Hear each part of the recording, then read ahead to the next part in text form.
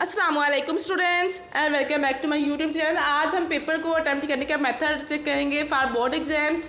ठीक है, सबसे पहले जब आपके हाथ में पेपर आता है तो आपने लाइनें लगानी होती हैं। अगर आपकी लाइनें लगी हुई हैं दोनों साइडों पे तो आपने जैसे लेफ्ट हैंड साइड पे पेपर नज़र आ रहा है वैसे आपने एक बड़ी की लाइन लगानी है और एक मोटी लाइन लगानी है। बगैर स्केल के आपने लाइनें कभी भी नहीं लगानी। ठीक है, स्केल की वजह से जो आप लाइनें लगाते हो बहुत ही खूबसूरत नज़र आती हैं।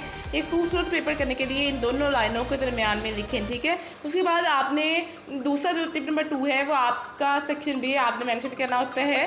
ठीक है, पार्ट 1 आपका या सेक्शन अलिफ जो होता है वो आपका एमसीक्यूज का होता है और सेक्शन बी या पार्ट 2 आपका सब्जेक्टिव टाइप होता है। अगर आप जैसे लेफ्ट हैंड साइड पे आपको इसेंशियल नज़र आ रहा है वो भी लिख सकते हैं, लेकिन गुड इंप्रेशन इससे ही ठीक है पड़ता है।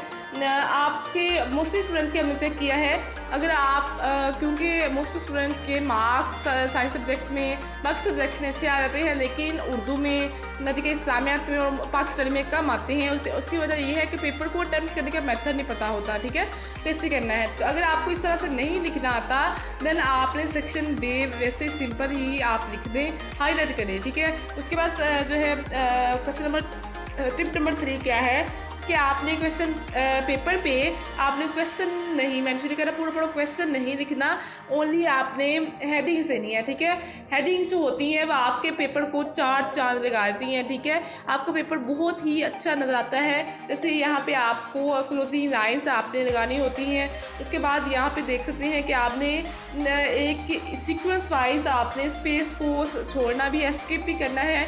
और जैसे शेर नज़र आ रहे हैं आपको, क्वेश्चन नज़र आ रहे हैं, क्वेश्चन कैसे अटेम्प्ट किए हुए हैं। ज़्यादातर जो हदीस होती हैं, इशार होते हैं वो आप दरमियान में लिखिए। ठीक है, बहुत ही अच्छा इंप्रेशन पड़ता है इससे एग्जामिनर पर। ठीक है, उसके बाद 3 किस्म के मार्कर्स आपको अलाउ नहीं है, रेड, येलो एंड ऑरेंज। ठीक है, ये आपने इससे प्रोहिबिट, ठीक है, ये इससे आपने बचना है। उसके बाद आपको कौन कौन से मार्कर्स अलाउ हैं फॉर बोर्ड एग्जाम्स के लिए। ठीक है, ब्लू, ब्लैक एंड ग्रीन, लेकिन जो मैं आपको रिकमेंड करूँगी वो है ब्लू, कि ब्लू से जो आप पेपर लिखते हो बहुत ही खूबसूरत नज़र आता है। ठीक है, उसके बाद टिप नंबर 5 क्या है। टिप नंबर 5 हमारे पास ये है कि हम जो आपके पास क्लोजिंग लाइन, ठीक है, क्लोजिंग लाइन आपने लगानी होती है। ठीक है, ये बहुत ही अच्छा इंप्रेशन देने में आप एग्जामिनर पर अगर आप क्लोजिंग लाइन लगाते हो, ठीक है, इससे आपका बहुत अच्छा तासुर देने में कामयाब हो जाते हो। एग्जामिनर के माइंड में एक चीज़ को दूसरी, एग्जामिनर के माइंड में ये आ रहा होता है कि ये जो स्टूडेंट है एक चीज़ को दूसरी चीज़ के साथ मिक्स नहीं करता। ठीक है, उसके बाद जब आप क्लोजिंग लाइन लगाते हो तो इससे कौन सा पता लगता है कि आप अगला क्वेश्चन शुरू करें, क्योंकि हर एक क्वेश्चन की हेडिंग होती है। ठीक है, तो हर एक क्वेश्चन की अगर हेडिंग है तो वो ऐसी टाइप भी नज़र आ रहा होता है, ऐसे लग रहा होता है जैसे ऐसे लिखा हुआ है, वैसे दूसरे क्वेश्चन की किसी एग्जामिनर को समझ नहीं भी आ रही होती, तो इससे बहुत ही अच्छा तासुर देने में आप कामयाब हो जाते हो। उसके बाद आपने क्या करना है कि आपने कंट्रास्ट, ठीक है, जो पेन है वो आपने यूज़ करने हैं। ठीक है, डिम जो पेन है, डिम रोशनी वाली स्याही आपने या पेन है बहुत ही बड़ी की लिखते हैं, उसे एग्जामिनर को अच्छे से नज़र नहीं आ रहा होता है कि आप क्या लिख रहे हो। यहाँ पे आपको लेफ्ट हैंड साइड पे जो पेपर नज़र आ रहा है यहाँ पे बहुत ही अच्छा लिखा हुआ है, क्लियर नज़र आ रहा है कि क्या लिखा हुआ है। ठीक है, तो आपने कंट्रास्ट, ठीक है, वो स्याही यूज़ करनी है। डिम लिखाई वाले, ठीक है, वो यूज़ नहीं करने, डिम राइटिंग वाले पेन्स यूज़ नहीं करने। ठीक है, इस तरह आपने हदीस को जो अच्छे इक्वाल है, इशार है, आपने इसको दरमियान में लिखना है। ठीक है, उसके बाद उम्मीद है कि आपको आज की वीडियो अच्छी लगी। ठीक है, टिप नंबर 8 हमारे पास क्या है। टिप नंबर 8 मोस्ट इंपॉर्टेंट है। ठीक है, इसको आप बिल्कुल इग्नोर नहीं करेंगे। ठीक है, ये क्या है हमारे पास है, बल्कि इसको आपने लाजमी इस्तेमाल करना है। ठीक है, ये क्या है, अटेम्प्ट आर क्वेश्चंस। ठीक है, आपने हर क्वेश्चन को अटेम्प्ट करना है।